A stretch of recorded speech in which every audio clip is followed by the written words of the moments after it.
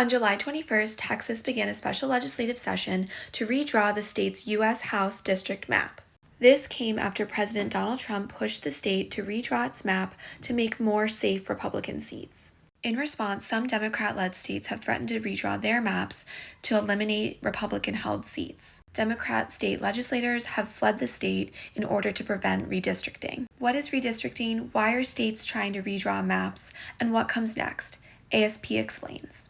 Redistricting is the process of drawing maps of congressional districts. States normally redistrict every 10 years in response to results from the U.S. Census. Gerrymandering is the act of manipulating district lines to favor a specific party. There is no federal law against partisan redistricting, and each state has its own laws governing redistricting. Dozens of Democratic Texas state legislators have fled the state to deny the legislature a quorum. A quorum is the minimum number of members who must be present at a legislative session in order for the legislator to vote on bills. Intentionally denying quorum is called breaking quorum.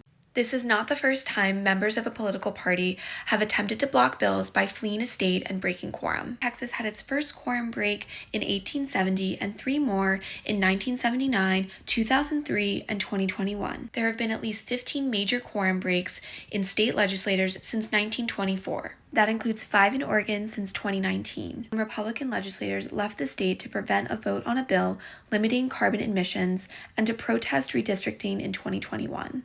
In 2019's Rucho v. Common Cause, the Supreme Court ruled that federal courts do not have jurisdiction over partisan gerrymandering by states. Governors in California, Illinois, and New York have pledged to redraw districts to remove safe Republican-held seats if Texas continues with its plan. President Trump said the Republican Party is, quote, entitled to 5 more congressional seats in the Lone Star State. Texas Attorney General Ken Paxton and Governor Greg Abbott have taken steps to remove the absent legislators from office, authorized state law enforcement to force them to show up, and asked for federal assistance in finding them.